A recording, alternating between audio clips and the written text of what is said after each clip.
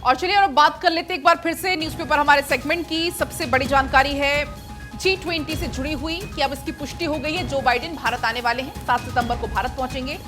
संशय इसलिए बरकरार था क्योंकि कल ही रिपोर्ट सामने आई थी जिल बाइडेन की, जो कि कोविड पॉजिटिव हुई थी, और इसके बाद जो बाइडेन की अब ये रिपोर्ट नेगेटिव आने के बाद पुष्टि हो चुकी है कि G20 सम्मेलन में शामिल होने के लिए कल राष्ट्रपति बाइडेन भारत पहुंच जाएंगे। कोरोना रिपोर्ट उनकी नेगेटिव आई है, तो ये बड़ी जानकारी है। 7 सितंबर को भारत आएंगे। अमेरिकी राष्ट्रपति व्हाइट हाउस के प्रवक्ता ने इस दौरे की पुष्टि कर दी। G20 शिखर सम्मेलन में शिरकत करने वाले हैं और इस दौरान द्विपक्षीय वार्ता भी होगी भारत और अमेरिका के बीच। साक्षी, बिल्कुल पलक, G20 का जिक्र क्योंकि हम कर रहे हैं, तमाम प्रतिनिधि जो हैं वो भाग लेने के लिए आ रहे हैं। भारत के लिए बेहद बड़ा ये पल रहने वाला, अध्यक्षता भारत के पास है और वसुधैव कुटुंबकम, इस बात का जिक्र प्रधानमंत्री हमेशा से करते आए हैं और इसी के तहत यहाँ पर मेहमान नवाजी की जाएगी। और उस बीच आपको जानकारी दे दें, दैनिक अमर उजाला का ये अखबार और सभी अखबारों में हेडलाइंस आई हैं। उस बीच कदम कदम पर दिखेगी संस्कृति की झलक। भारत की संस्कृति की किस तरीके से उनको बताया जाएगा, इस बात का मैं आपको बता दूं कि जगह जगह पर जैसे ही मेहमान, क्योंकि ज्यादातर एयरपोर्ट से आएंगे, एयरपोर्ट से जैसे ही वो बाहर निकलेंगे उनको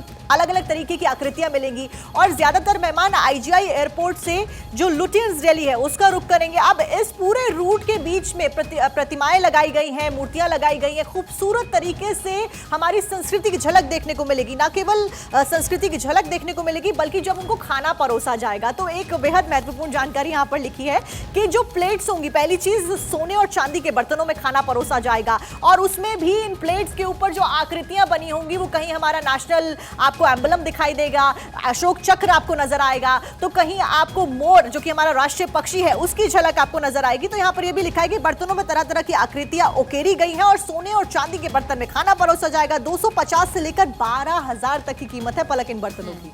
बिल्कुल साक्षी, इसके अलावा कई और ऐसी इंटरेस्टिंग जानकारियां हैं। 400 इलेक्ट्रिक बस शुरू होंगी जो कि हवा को साफ रखने में मदद करेंगी। G20 के मेहमानों को आपने बताया किस तरीके से चांदी के बर्तनों में परोसा जाएगा, मिलेट्स उसमें शामिल होंगे, देसी टच, एक देसी फील उनको दिया जाएगा। इसके अलावा कलाकृतियों के जरिए भारत दुनिया से कह रहा है कि वसुधैव कुटुंबकम, थीम वसुधैव कुटुंबकम है G20 की। इसके अलावा एक खास जानकारी यह भी है कि 2000 मीडिया कर्मियों की भी मेजबानी करने वाला है G20, जो वहां पर स्थित है सेंटर वहां का। कल अनुराग ठाकुर ने दौरा भी किया। 2000 मीडिया कर्मी पहुंचने वाले हैं, ना सिर्फ भारत के बल्कि विदेशों से भी तमाम मीडिया कर्मी आने वाले हैं। इसके अलावा तमाम फूलों से भी सजाया जाएगा। जरबेरा, कॉर्निशन, लिलियम, गुलदाउदी जैसे तमाम जो फूल हैं उनसे समारोह स्थल को सजाया जाएगा। स्वदेशी फूलों से, उनकी खुशबू से स्वागत किया जाएगा तमाम राष्ट्र के राष्ट्राध्यक्षों का।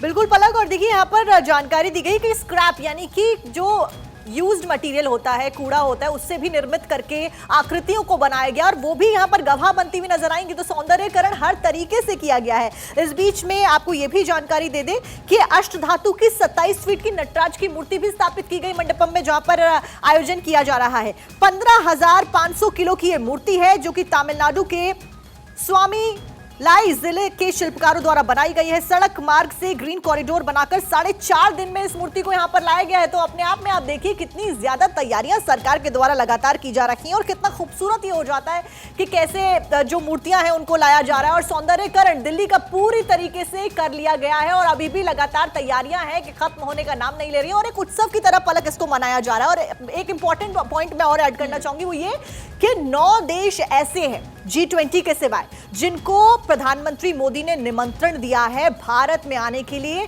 तो ये दिखाता है कि एक उत्सव की तरह G20 की तैयारियां हमारे देश में चल रही हैं। बिल्कुल साक्षी, सुरक्षा के भी इंतजाम पुख्ता कर लिए गए हैं। जो पुलिस है, पुलिस बल की तैनाती कर दी गई है, लेकिन इन सबके बीच में थोड़ी सी परेशानी भी हो सकती है आम लोगों को और जो मरीज है खासकर उनको, क्योंकि आज से दिल्ली सरकार के 12 अस्पताल, 7 प्राइवेट अस्पताल समेत कुल ऐसे जो अस्पताल है वो दिल्ली पुलिस के कंट्रोल में रहेंगे और ऐसे में अगले 7 दिन तक इमरजेंसी में, OPD में थोड़ा सा मरीजों को परेशानी का सामना करना पड़ सकता है। एम्स, सफदरजंग, राम मनोहर लोहिया, लोकनायक Jayaprakash Narayan, GV Pant, Guru Tegh Bahadur, red cross society, के तमाम वो अस्पताल हैं जो कि अब दिल्ली पुलिस के कंट्रोल में रहेंगे और ऐसे में थोड़ी सी आपको समस्या का सामना करना पड़ सकता है। अगर आप ऑनलाइन शॉपिंग के शौकीन है तो आपको समस्या का सामना करना पड़ सकता है, क्योंकि ऑनलाइन जो डिलीवरी है वो उसमें डिले होगा। तो ऐसी कुछ समस्याएं भी आम लोगों के लिए होने वाली हैं। और पलक, इसी के लिए माफी भी प्रधानमंत्री के द्वारा पहले ही मांग ली गई है। जब वो इसरो के वैज्ञानिकों को बधाई देकर वापस लौट रहे थे बेंगलुरु से दिल्ली, तो सबसे पहला जिक्र उन्होंने इसी बात का किया था कि हमारे देश में मेहमान आने वाले हैं और मेहमान नवाजी हमें करनी है, और उसके लिए दिल्ली क्योंकि पूरी तरीके से लॉक रहेगी और एक ब्रेक लगता हुआ नजर आएगा, तो उसके लिए पहले ही उनके द्वारा माफी मांग ली गई। उस बीच आपको बता दें कि G20 सम्मेलन के दौरान सुबह 4 बजे से मेट्रो चलेंगी, जल्दी मेट्रो चलाई जाएगी। डीएमआरसी को दिल्ली पुलिस कमिश्नर ने एक चिट्ठी लिखी है। 8, 9, 10 सितंबर को सुबह 4 बजे से मेट्रो सेवाओं को शुरू करने की बात इसमें कही गई है। सुबह जल्दी सेवाएं शुरू होने से पुलिस और सपोर्टिंग स्टाफ को सहूलियत होगी। अमूमन 5 से 5:30 बजे का वो वक्त होता है जब मेट्रो को चलाया जाता है, लेकिन 4 बजे से इन दिनों में मेट्रो चलाई जाएगी ताकि सभी जो स्टाफ है, क्योंकि मेट्रो से एक बड़ी तादाद में जो संख्या है वो ट्रैवल करती है, ताकि सहूलियत हो। बिल्कुल, तो 8, 9 और 10 सितंबर को सुबह 4 बजे से मेट्रो चलाने का फैसला लिया गया है।